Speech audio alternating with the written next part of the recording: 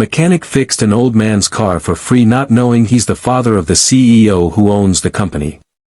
The Arizona sun beat down hard on the dusty parking lot of Rick's Auto Repair, a humble little shop tucked behind a row of gas stations just off Highway 89.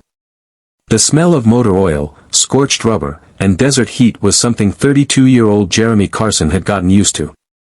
Sweat clung to the collar of his grease-stained shirt, his hands blackened with grime as he leaned under the hood of a '97 Buick LeSabre that sputtered more than it purred. Jeremy wasn't a man of many words. He let his actions speak, waking up at 5 a.m., working till dusk, and fixing cars like a surgeon saving lives. His small two-bay garage barely paid the bills, especially after his mother's cancer diagnosis last year. But despite the debt and stress, he never turned away a soul in need. Not even when his own cupboards were half empty. That morning, as Jeremy wiped the sweat from his brow, a battered Lincoln Town car coasted into the lot, wheezing like it had run 2 marathons too many. Behind the wheel sat an elderly man, white hair curled like a halo, eyes heavy with exhaustion, and hands that trembled as he stepped out. "Morning, son," the old man called. "Car won't start. Got me stuck halfway to my daughter's in Prescott." Jeremy approached, concern replacing his usual guarded expression. "Let me take a look. You can sit inside where it's cool. No rush. Just need her runnin'. I got time." Jeremy opened the hood, wincing at the corroded battery and frayed belts. It was a miracle the thing hadn't caught fire. "How far you say you're going?" "Just an hour west. Visiting family." Jeremy sighed. "This ain't a small fix, sir. You got a ride coming? Someone who can help?" The old man looked down, almost ashamed. "Don't have much. My daughter's busy. Thought I'd make it on my own." Jeremy hesitated. Business had been slow. The parts alone would cost over $100, and labor would usually be double that.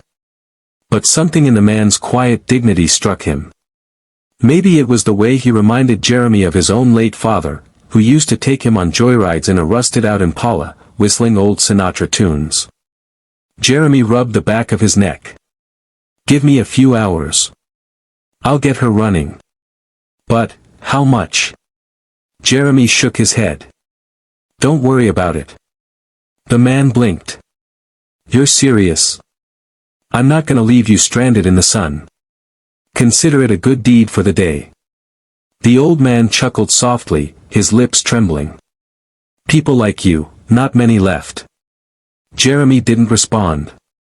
He just got to work, losing himself in the rhythm of ratchets and hoses, trying not to think about the overdue rent or the second job he'd probably have to pick up next week.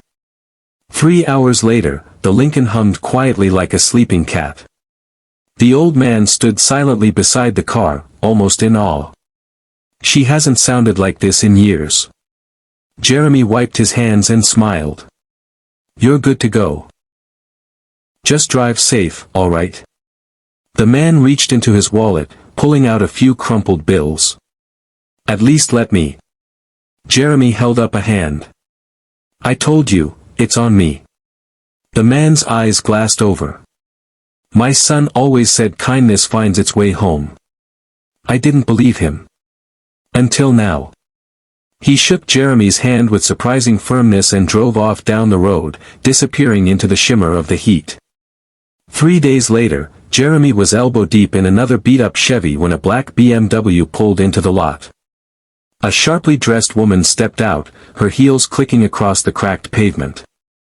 She had the poise of someone who belonged in a boardroom, not an auto shop. "You Jeremy Carson?" she asked. "Yeah. Need something fixed?" "Not exactly." She handed him a crisp envelope. "This is from my father. The man you helped with the Lincoln." Jeremy opened it slowly, expecting a thank you note. Instead, he found a handwritten letter and a cashier's check for $50,000. Jeremy blinked, convinced he was dreaming. "My father is Henry Whitaker," the woman said gently. "He's the founder of Whitaker Automotive. My brother, David, is the CEO. Jeremy nearly dropped the letter. Whitaker Automotive, one of the largest car part distributors in the country. He told us what you did. He was moved. Said you reminded him what built this country: honest work, selflessness, integrity. He wanted to pay it forward. Jeremy was speechless. His fingers shook as he stared at the check, imagining the hospital bills he could pay, the new lift his shop needed, the groceries his fridge could finally hold. There's more, she added with a smile. David wants to meet you. He's looking to invest in small local garages.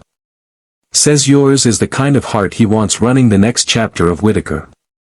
A month later, Rick's Auto Repair had a new sign: Rick and Carson's Automotive, a Whitaker partner.